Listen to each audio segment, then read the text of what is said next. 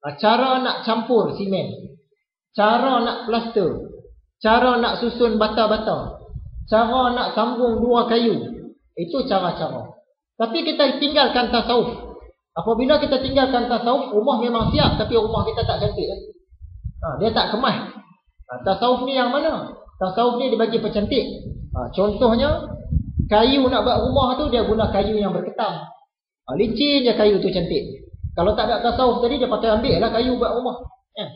Contoh yang lain, campuran simen, dia punya kapur, air tu cantik. Dia bukan semua kena sama, dia ada ukuran-ukuran dia. Kena dengan ukuran dia, kita plaster pun dia tahan lama. Kalau tak kena ukuran dia, selama 3 bulan, kita cabut kita punya simen plaster tu. Kemudian buat rumah pakai pula timbang air. Supaya rumah kita ni, dia punya kedudukan sudut tu betul. Yang tu tasawuf, barulah cantik rumah kita. Begitulah dalam ibadah. Tauhid dah selesai dah, kenal Allah dah. Faith, cara-cara semayang, cara-cara puasa dah selesai dah, belajar lama dah. Tasawuf, dalaman tu. Dalaman tu selalu kita tinggal, tak apalah ni. Rasa-rasa semayang cukup syarat, cukup rukun, tak buat benda-benda yang batalkan semayang, semayang Tuhan dah terima dah, cukup dah. Memang cukup, tapi yang tu peringkat bawah lagi. Tasawuf kita tak ada. Jadi dengan kitab Ihya ni, kita nak perbaik yang bahagian tasawuf. Bahagian tauhid, fiqh ni rasa semua orang dah selesai dah, insya-Allah. Apakah maksud ilmu yakin? Ainul yakin, haqqul yakin. Ini dalam beragama, kita ada peringkat-peringkat kita. Peringkat yang paling bawah sekali nama dia ilmu yakin. Dia percaya sesuatu tu berdasarkan maklumat yang dia dapat. Peringkat yang tengah-tengah tu ainul yakin. Dia percaya satu-satu benda tu berdasarkan dia tengok sendiri. Dan yang paling atas sekali haqqul yakin. Dengan dia percaya satu-satu benda tu dengan dia melalui sendiri. Benda tu dia merasa sendiri. Dan setengah ulama dia letak atas tu ada pula kamal yakin lagi. Jadi ilmu yakin ni macam mana? Ilmu yakin ni kita bagi contoh. Contoh hari tu sambal tumis petai. Kita bagi tahu kepada satu orang putih di Malaysia ni ada makanan nama dia sambal tumis petai. Masa tu orang putih ni percaya. Apabila dia percaya saja, percaya dia tu peringkat ilmu yakin.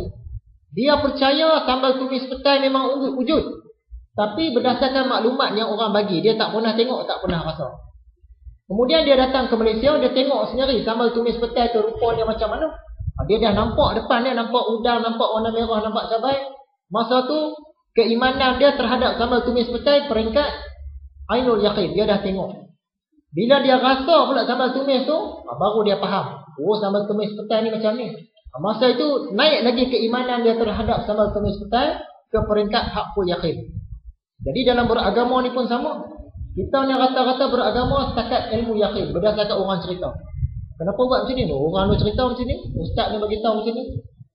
Tapi bila kita mula mengkaji, kita tengok sendiri kitab-kitab dia apa semua, peringkat ainul yakin. Dan atas sekali, bila kita pula amal, kita pula buat peringkat haqqul yakin. Dalam beramal ni pun macam tu juga. Yang paling bawah kita dengar-dengar, yang tengah-tengah tu kita tengok-tengok, yang atas sekali kita rasa-rasa. Kita rasa sendiri baru dia tepat. Contoh lagi, orang kata menteri besar nak datang ke kawasan kita ni. Kita baru dengar maklumat, kita pun percaya. Menteri besar nak datang esok ni, kita percaya. Datang betul ke tidak kita tak tahu. Nak datang. Jadi kepercayaan kita tu peringkat ilmu yakin, berdasarkan maklumat yang kita dapat daripada orang lain. Kemudian menteri besar datang, kita pergi tengok dia. Bila kita tengok dia tu, masa tu keimanan kita peringkat ainul yakin. Memang sungguhlah menteri besar ni, sebab kita dah tengok. Kemudian kita pula bergiat dalam bidang politik, orang lantik kita jadi menteri besar. Masa tu kita haqqul yakin, kita rasa sendiri jadi menteri besar. Bukan sekadar orang bagi tahu, bukan sekadar kita tengok dari jauh, kita sendiri menteri besar lah. Masa tu haqqul yakin. Jadi dalam beribadah kepada Allah ni, mengabdi kepada Allah, kita ada peringkat, kita dengar-dengar. Bila naik sikit, kita peringkat, kita lihat, kita dah mula kaji. Atas lagi kita melalui sendiri, rasa sendiri. Itu peringkat yang tinggi lah. Barulah sedap, orang kata lazat beribadah. Seterusnya, apakah maksud tahalli, tajalli? Ringkas cakapnya, takhalli ni kita keluarkan sifat-sifat mazmumah daripada diri kita, buang. Rasa cepat nak marah, buang. Rasa ujub, rasa diri kita hebat, buang. Rasa sensitif, sikit-sikit orang kacau, rasa nak marah pada orang, sensitif, nak merajuk, buang. Itu semua sifat mazmumah. Tamak, rasa tak cukup-cukup, buang daripada diri. Itu nama dia takhalli. Tahalli pula apa dia? Kita buang yang buruk-buruk tadi, masuk yang baik-baik, masuk sifat-sifat mahmudah, iaitu sifat-sifat yang terpuji pada syarak. Antaranya sifat sabar, masuk. Sifat tak sabar tadi buang, masuk sifat yang sabar, ganti. Masukkan sifat qanaah.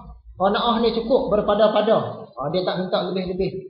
Masukkan sifat bersyukur kepada Allah. Masukkan sifat taubat. Jadi kita gantilah. Kita buat contoh hari tu, sebuah akuarium ni kita nak tengok ikan di dalam tu pun tak nampak, sebab dah berbulan-bulan tak cuci. Jadi kita buat satu pipe, keluarkan air yang kotor, buat pipe satu lagi, masukkan air yang jernih.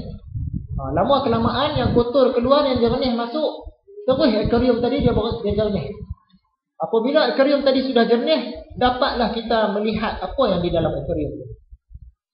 Jadi dalam berabdi kepada Allah Subhanahu Wa Taala sama juga keadaannya. Yang orang boleh capai peringkat yang tertinggi dalam agama ni, peringkat yang tinggi-tinggi, sebab dia dah buang dah sifat mazmumah dia. Yang kotor-kotor dalam diri dia sudah buang, dia masukkan, dia tahlil pula dengan sifat-sifat yang baik masuk dalam diri dia. Jadilah dia orang baik. Bila diri dia tu dah bersih dah, jiwa dia dah bersih laksana cermin, jadi dia boleh menangkap apa-apa benda yang daripada alam gaib. Sekarang hati kita ni umpama cermin, tapi cermin tu dah berabuk, kotor. Sebab tu kita tak boleh tangkap benda-benda daripada alam-alam malakut, alam gaib tu. Bila hati kita dah bersih, cermin tadi dah berkilat, dia dapat tangkap. Sebab tu ulama-ulama ni dia ada kasyaf lah, terangkat hijab lah, dia ada ilmu laduni macam-macam.